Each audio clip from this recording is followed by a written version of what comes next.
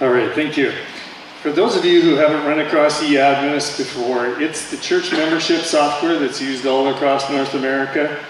It was born right here in the North Pacific Union, and now it's used all around. And every church has at least 13 or more years of data in there. So just to give you some background. All right, so Jose approached me just a few months before the COVID did, and was asking, is there some way you can help us with diagnostics for our church? And so as I talked to the people who have experience with church vitality, they said that three things that are commonly used to assess church vitality is attendance, baptisms, and contributions.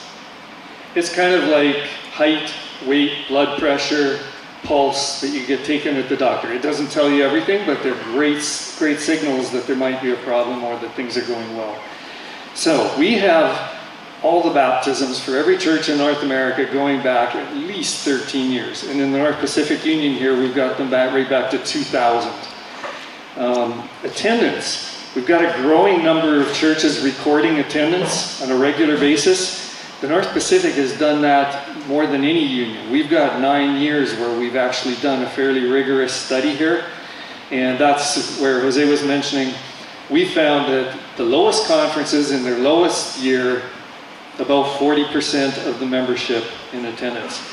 Best conferences in the best years, just about 50. So right between 40 and 50. The contributions isn't collected anywhere in a central pool, so that's not available. We're putting that a place in eAdventist so that you can enter those things like total tithes and total offerings for your church if you want, and conferences can load that data. So here's what we found. Here's the categories that Jose mentioned, so I won't take any more time on those. But just to picture it, plateauing, you've got a plus or minus 2%. If you've got a church of 100, all it takes is one family moving out or moving in to really push the needle up or down. So that's what that means. Declining really is a downward trend, growing really is an upward trend, and multiplying adds a plant. So just some quick definitions. When we say church, we're talking churches and companies. Baby churches as well as big churches. When we say baptisms, we mean baptisms or professions of faith. Any church that doesn't have attendance, we've used the conservative estimate of 40% of their membership. And when we say church plant, that's something that we call a group. So just so that you know, we've got almost half the churches now that are recording attendance. And I will have to say, after watching what's happened through COVID, a church that doesn't take attendance is kind of like a doctor that doesn't take any notes. You're getting care, but you just don't have the continuity and the history to know what's going on. So, church plants, thought you might find this encouraging.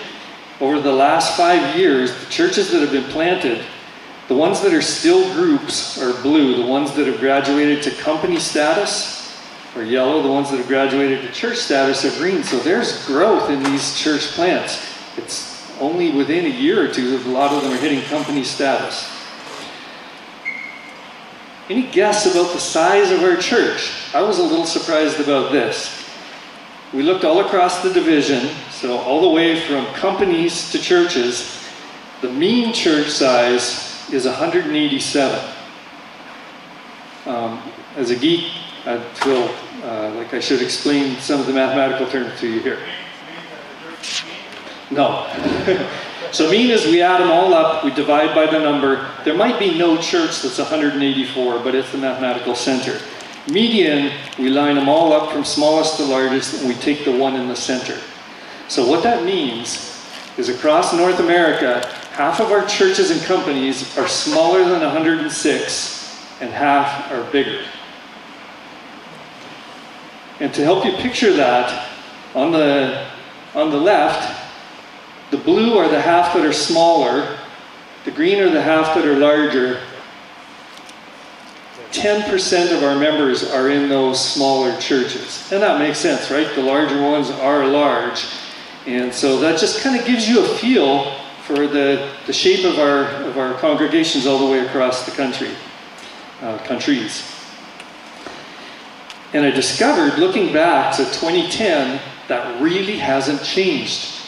We've had about the same number in each group. That just kind of gives you an idea how they're spread across. There are a lot of churches in the 200 and up. So to put it another way, 1 out of every 10 of our members attends a very small church. 9 out of 10 go to one of these small, medium to large churches. Okay, so here's how we did.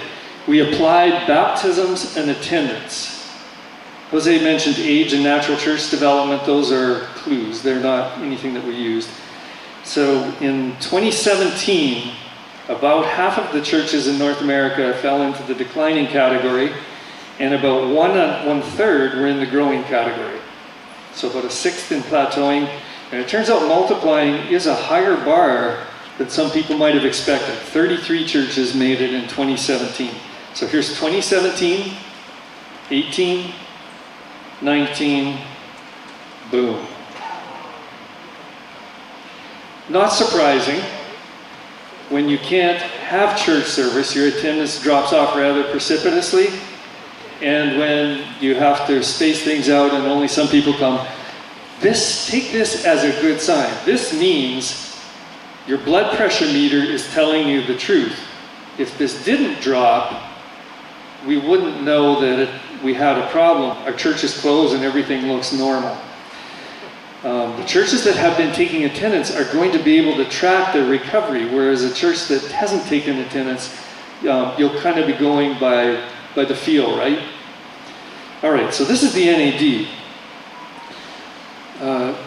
Since I live in the North Pacific Union, in fact, I work at the North Pacific Union office, our leaders wanted to know, well, how are we doing? So here's the North Pacific Union. In 2017, we're a little higher than the North American Division average on declining. And we have about 1 in 4 churches that are growing. So there's 2017, 18, 19, and 20. All right. So we wanted to do a little bit more investigating. We've looked at this for individual conferences, and I won't take the time to dive into that yet, but some people speculated, I think if it wasn't for our Hispanic churches, we would not be growing at all, would we? So we wondered, and we took a look. So I separated out the Hispanic churches in the North Pacific Union from all the others. And of the Hispanic churches, 1 out of 3 is a growing church. Out of the others, it's about 1 out of 5. The good news is the Hispanic churches are not the only growing churches. And the news that was kind of sobering to our Hispanic leadership was 2 out of 3 Hispanic churches are in the plateauing and declining category. They are facing the same headwinds that other churches are. And so there's probably some value to sharing and talking on that. So 2020, you can see that it affected both. Then what I did, to help you kind of visualize this, the outside ring is all of the churches in the North Pacific Union. The center pie is just the Hispanic churches. So looking at this, while the Hispanic churches have a large percentage that are growing, you can see they are not even the majority of our growing churches in the North Pacific Union.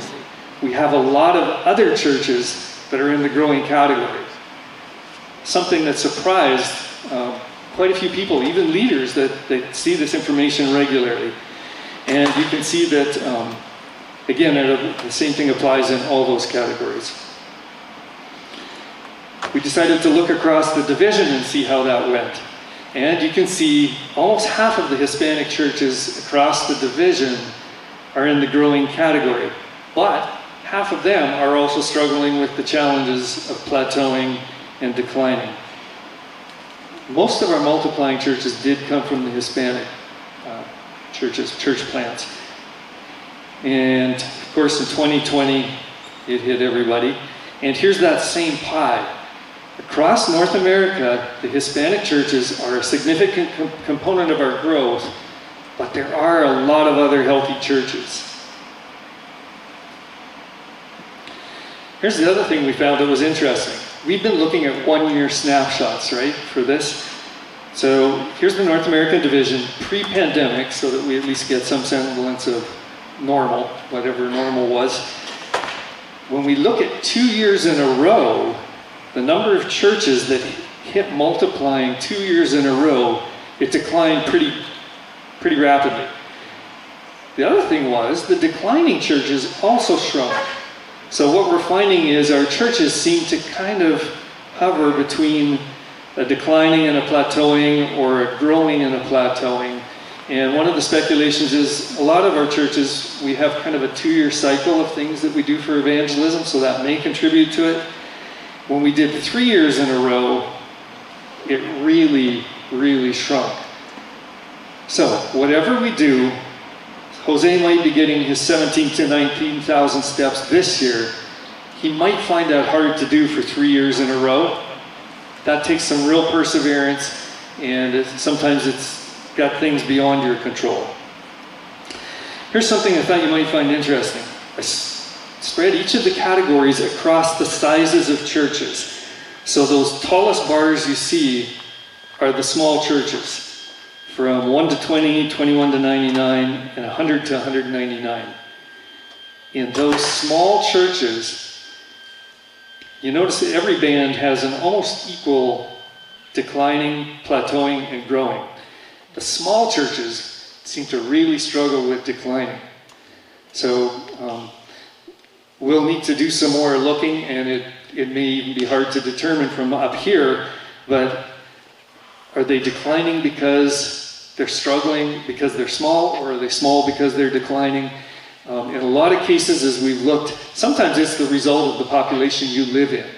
Montana has a lot of declining churches. Montana has a lot of population, younger population, migrating to urban areas, and so there are just challenges that we know are happening.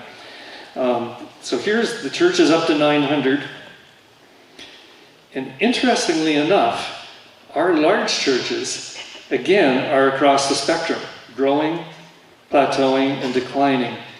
And when you get up to the really big ones, the 4,000s, the 6,000, we don't see as many that are growing. It does take a lot of baptisms to grow those churches, and a lot of them are actually centered around a college or a university. And so they're at the mercy of a lot of things. It's not like a regular church. And it's actually amazing that a good number of them are plateauing and not declining. There's the names of some of them if you recognize them. Almost all around a hospital or a school.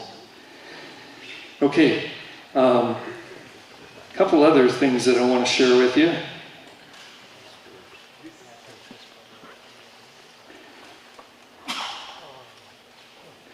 We have people, yeah.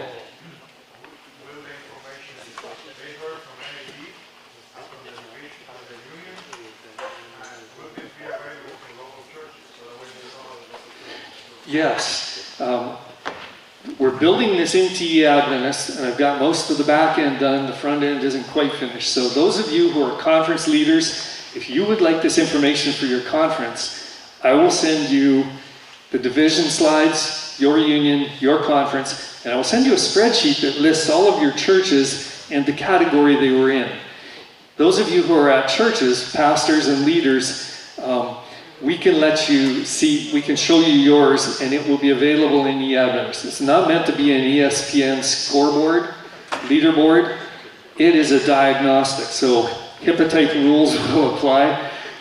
Your information is for you, for your diagnostic, and to you to use. So, since there are some other divisions, people from other divisions here, I'll fly through this. There's the NAD. So, if you're anybody here from Atlantic Union? Yes. Okay. So here's Atlantic Union 2017, 18, 19, and 20. Looks fairly typical. Anybody from Columbia Union? Yes. Really healthy number of growing churches there. and 2020 hit there. Lake Union, hey, welcome. There's 2017, 18, 19, 20. Mid-America, yes. 2017, 18, 19, and 20.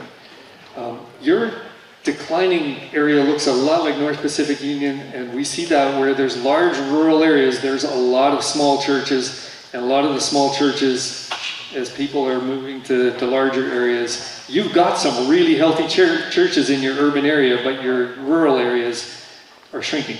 And I don't want you to get the understanding that people are dying spiritually in a plateauing or a declining church, right? People are being fed, people are being meeting the Lord in a declining church. It's just that the church itself is shrinking. There may be a symptom of something there, but take it that way. North Pacific, we have a few people from the North Pacific. You've already seen our numbers. Pacific Union? No? Oh, yes. Welcome. So there's 2017, 18, 19, and 20. Canada? Yes, DACO. Okay, 2017, 2018, 2019, and 2020. Southern Union? Okay, we'll fly through those. And the Southwestern Union. Yes, welcome. 2017, 18, 19, and 2020. And I have one last.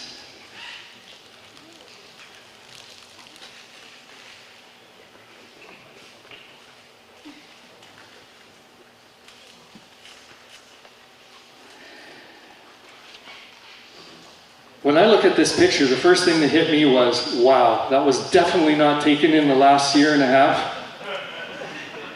This is where we want to get back, right? Churches that are full, churches that are alive. And in 2020, our churches had to figure out how they were going to worship when they couldn't gather.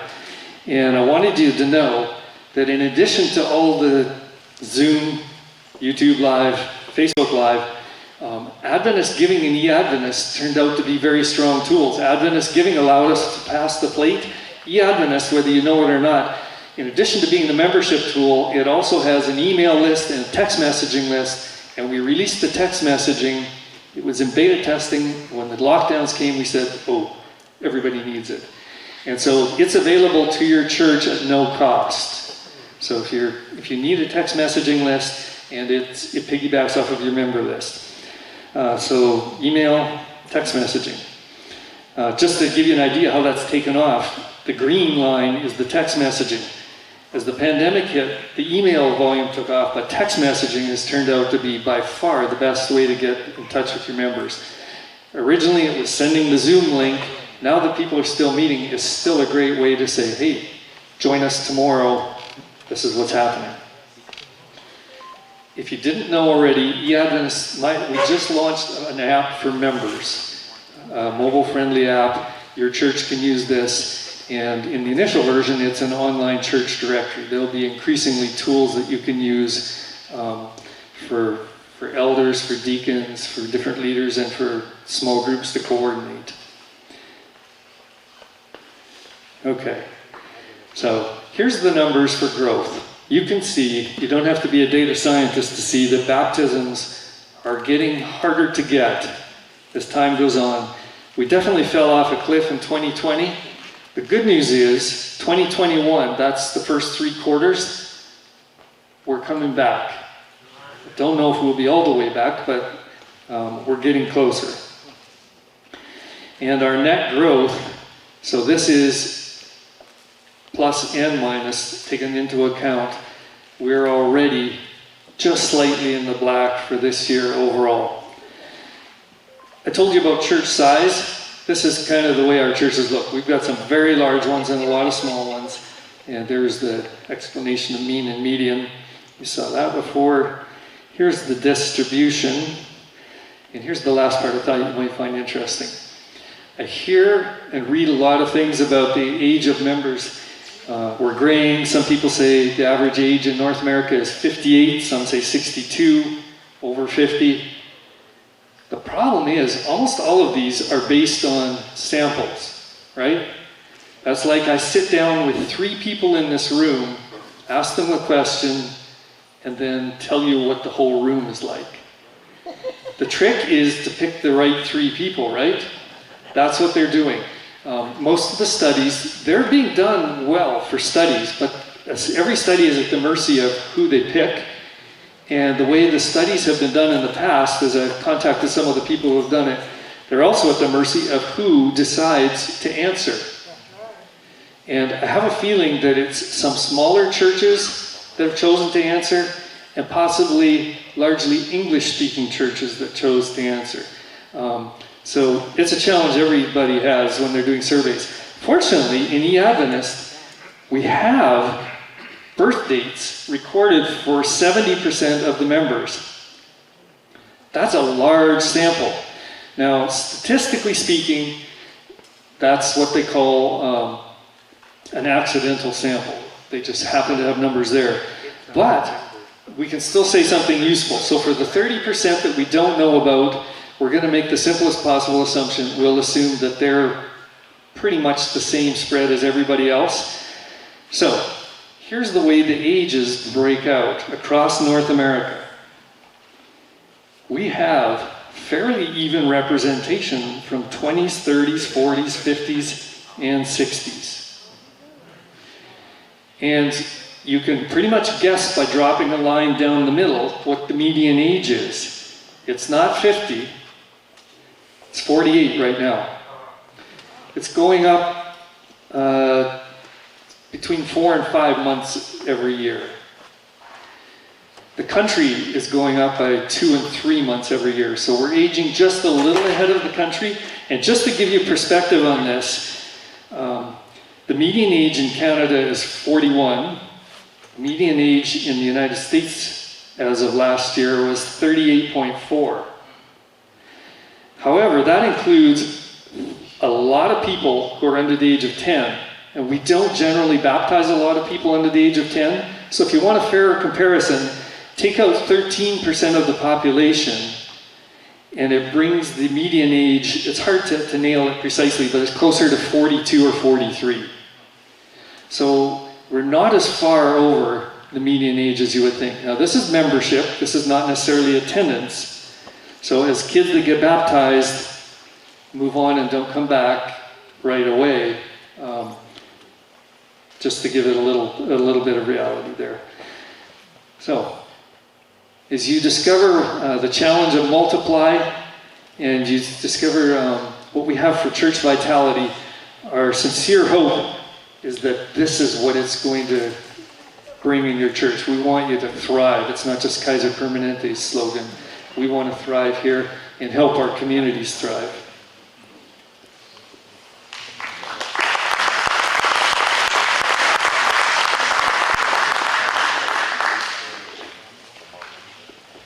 Thank you very much, Brian. And it's late tonight, but we are invigorated. Some of you are on different time zones, and some of you are tired from having worked and traveled today. But we're going to leave tonight with one question, and I'm going to ask you to take about 5 to 7 minutes at your table to discuss this. Jose began the journey. We went to the doctor tonight. And the doctor has given us a diagnosis. What do you see our prognosis be?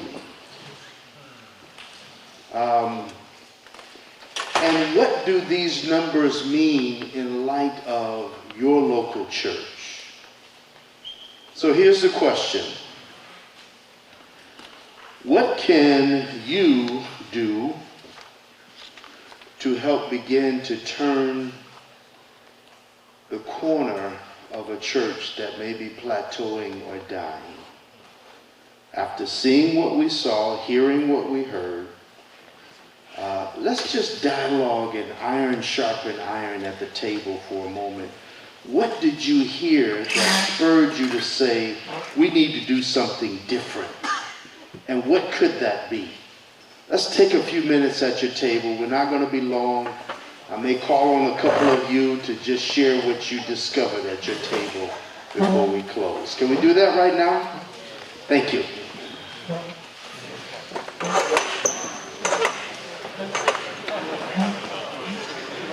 We're taking